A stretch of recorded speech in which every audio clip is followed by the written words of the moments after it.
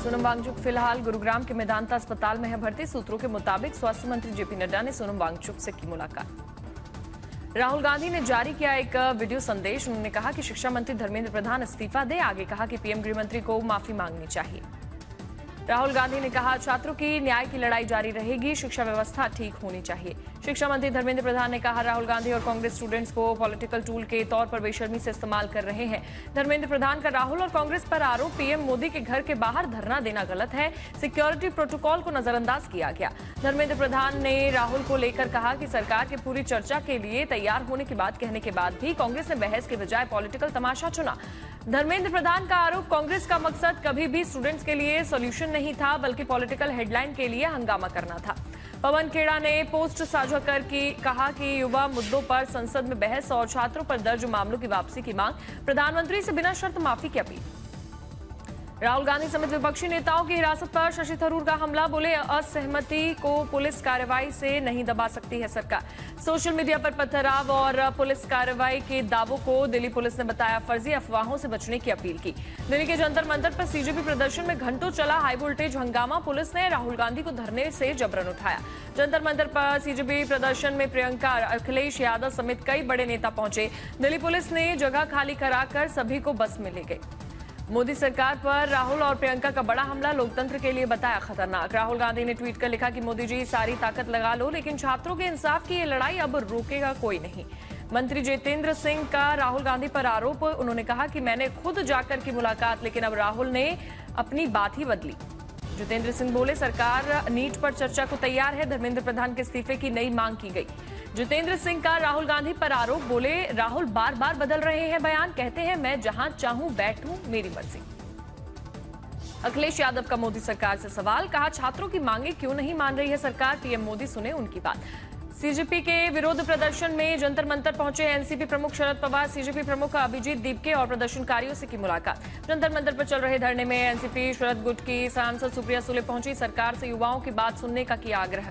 Shiv Sena UBT के सांसद संजय राउत का भी जंतर मंतर पर वो भी पहुंचे। उद्धव ठाकरे आज दिल्ली आकर करेंगे छात्रों के प्रोटेस्ट का समर्थन। प्रियंका गांधी से मिलने मंदिर मार्ग थाने पहुंची सोनिया गांधी, प्रदर्शनकारियों ने जमकर की नारेबाजी। जंतर मंतर पहुंची महुआ मोइत्रा ने पीएम मोदी अमित शाह पर साधा निशाना, कहा मोदी और शाह उन लोगों से निपटना नहीं जानते जो उनसे नहीं डरते, ऐसे लोग इस सरकार के लिए आउट ऑफ सिलेबस। आम आदमी पार्टी संयोजक अरविंद केजरीवाल जंतर मंतर पहुंचे, साथ में आतिशी सिंह, सौरभ भारद्वाज और संजय सिंह भी मौजूद रहे। राहुल के धरने को लेकर आम आदमी पार्टी ने बताया बीजेपी से मिली भगत, कहा यह सीजेपी के प्रदर्शन को कमजोर करने की साजिश। आतिशी ने किया कटाक्ष, कहा क्या जुगलबंदी है। दिल्ली पुलिस ने बीती रात 10 बजे के करीब सभी कांग्रेस नेताओं को रिहा किया। राहुल गांधी और अखिलेश यादव भी छत्रसाल स्टेडियम से छोड़े गए। सोनम वांगचुक को बीती शाम 6:40 पर सफदरजंग अस्पताल से डिस्चार्ज किया गया। अस्पताल ने कहा डिस्चार्ज के समय उनके वाइटल पैरामीटर्स थे। राजनांदगांव में छात्रों का प्रदर्शन, जंतर मंतर आंदोलन के समर्थन में सड़क पर उतरे सैकड़ों युवा, केंद्रीय शिक्षा मंत्री के इस्तीफे की मांग की गई। पंजाब के मानसा में किसानों का प्रदर्शन, युवाओं पर कथित लाठीचार्ज के विरोध में केंद्र सरकार का फूका पुतला। वहीं मध्य प्रदेश विधानसभा में भारी हंगामे के बीच पास हुआ UCC bill, CM Mohan Yadav ने बताया स्वर्णिम अध्याय।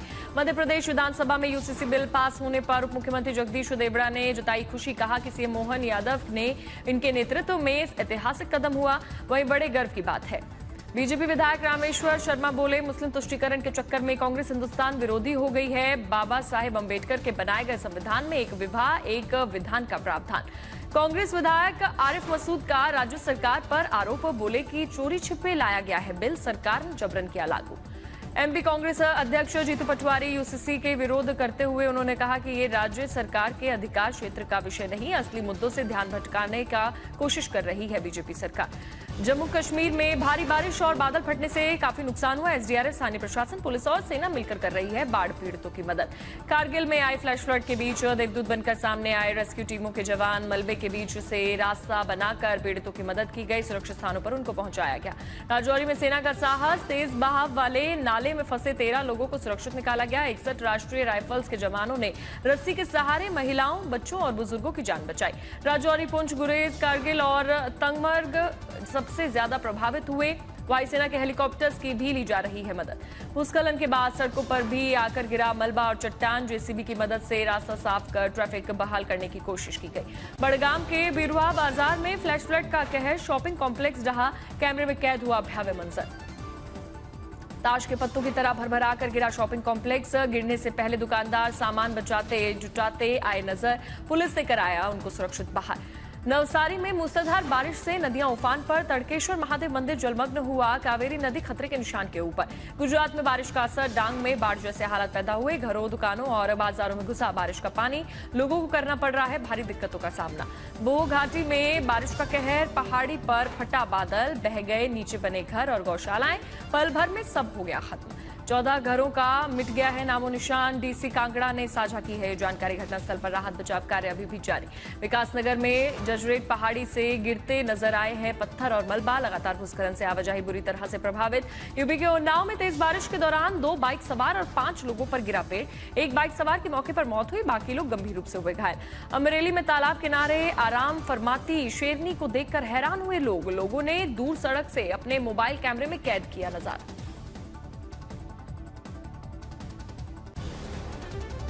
दिल्ली एनसीआर में झमाझम बारिश के बाद मौसम सुहावना हुआ, लोगों को उमस से मिली राहत। दिल्ली एनसीआर के लिए मौसम विभाग ने 3 दिन का येलो अलर्ट जारी किया, मध्यम से भारी बारिश का पूर्वानुमान। बिहार के सहरसा में बाढ़ से भयावह स्थिति, कोसी नदी में उफान के कारण कई इलाके जलमग्न हुए, जान जोखिम में डालकर स्कूल जाने को मजबूर है शिक्षक शिक्षाएं। बाढ़ प्रभावित असम में भारतीय वायुसेना ने संभाला मोर्चा, बाढ़ से बुरी तरह प्रभावित शिवसागर जिले में हवाई बचाव और राहत अभियान के लिए हेलीकॉप्टर तैनात। देहरादून के विकासनगर में गोना नदी के सैलाब में बहा स्कूटी सवार, युवकों ने जान जोखिम में डालकर बचाई उसकी जान। वहीं महाराष्ट्र के बीड में एनसीपी शरद पवार गुट नेता के कार्यालय में लगाई गई आग, सीसीटीवी में कैद हुई पूरी घटना, जांच में जुटी पुलिस। महाराष्ट्र के अकोला के अलंकार मार्केट में लगी भयंकर आग, इलेक्ट्रॉनिक की 3 दुकानें जलकर खाक हुई, लाखों का नुकसान पहुंचा। पश्चिमी दिल्ली के फतेहनगर इलाके में एक मकान में लगी भयंकर आग, फटे सिलेंडर, जली कई गाड़ियां, कोई हताहत नहीं। दिल्ली के लोधी कॉलोनी में एक घर की 3री मंजिल में लगी आग, एक ही परिवार के 3 लोगों की हुई मौत।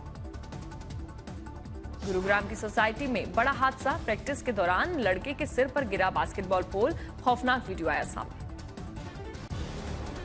नोएडा में एम्बुलेंस की आड़ में चल रही थी गांजा तस्करी, पुलिस ने 64 किलो गांजा और अंतर्राज्यीय तस्कर को दबोचा। सहारनपुर में पूर्व सांसद हाजी फजरुल रहमान के मीट प्लांट में अमोनिया गैस का रिसाव, 14 महिला कर्मचारी बेहोश। हरिद्वार में खनन रोकने गई टीम पर माफियाओं का हमला, दरअसल नकाबपोश बदमाशों ने बरसाए लाठी डंडे और सरकारी गाड़ी के शीशे भी फोड़े। यूपी के बलरामपुर में एटीएस की बड़ी कार्रवाई, आईएसआई नेटवर्क से जुड़े युवक को किया गया गिरफ्तार। करनाल एसटीएफ की बड़ी कार्रवाई, 5 गैंगस्टर गिरफ्तार, 5 विदेशी पिस्टल, 14 कारतूस बरामद। सिंगर दिलजीत दोसांझ के मैनेजर के घर की थी फायरिंग। सोनीपत में 12 लाख की लूट का खुलासा, यूपी पुलिस का बर्खास्त हेड कांस्टेबल निकला मास्टरमाइंड, मामले में 3 लोग गिरफ्तार। एमपी के सतना में मंदिर परिसर में युवक पर लाठी डंडों से हमला किया गया, पुरानी रंजिश में वारदात को दिया गया अंजाम, घायल की हालत गंभीर। बिजनौर में खेत में लगे खटके में फंसा तेंदुआ, दरअसल इलाके में मची दहशत, घंटों बाद वन विभाग ने किया रेस्क्यू। कोलकाता के वीआईपी रोड पर 2 गुटों में भयंकर झड़प, बीजेपी कार्यकर्ता पर शहीद दिवस में शामिल हो जाने पर कांग्रेस और टीएमसी कार्यकर्ताओं पर पिटाई का आरोप। पुणे के लोहगढ़ किले के ऐतिहासिक जलकुंड में पर्यटकों की लापरवाही, तैराकी का वीडियो वायरल होते हुए बजरंग दल ने रोका। अहमदाबाद में करीब 40 करोड़ के अवैध पटाखे जब्त, 2 गोदाम सील हुए, 2 गिरफ्तार। वडोदरा में 5वीं मंजिल से कूदकर महिला ने की जान देने की कोशिश, लोगों की सूझबूझ से बची महिला की जान। सूरत में एक ग्राहक को परोसी गई मंचूरियन की प्लेट में चूहा मिलने का वीडियो वायरल, घटना को लेकर स्थानीय लोगों में आक्रोश, फूड सेफ्टी विभाग ने की कार्रवाई। अगले महीने होने वाले FIH men's hockey world cup के लिए 20 मेंबर्स की भारतीय टीम की घोषणा, बेल्जियम और नीदरलैंड्स में होंगे मुकाबले। अनुभवी ड्रैग फिल्कर हरमनप्रीत सिंह होंगे कप्तान, डिफेंडर अमनदीप लकड़ा और साथ ही मिडिल फील्डर राजकुमार पाल और रविचंद्र सिंह और साथ ही फॉरवर्ड सेल्व्स भी कार्ती टीम से बाहर। भारतीय टीम 15 अगस्त को वेल्स के खिलाफ शुरू करेगी अभियान। 19 अगस्त को चिर प्रतिद्वंदी पाकिस्तान से होगा मुकाबला। 23 जुलाई से शुरू होगी भारत और जिम्बाब्वे के बीच 3 मैचों की टी20 सीरीज। आयरलैंड और इंग्लैंड से टी20 सीरीज हारने के बाद अहम है ये सीरीज। बीसीसीआई ने घरेलू टूर्नामेंट और भारत में खेले जाने वाले इंटरनेशनल मैच के टाइटल स्पॉन्सरशिप राइट्स के लिए जारी किया टेंडर। अगस्त में खत्म हो रहा है मौजूदा स्पॉन्सर का करार।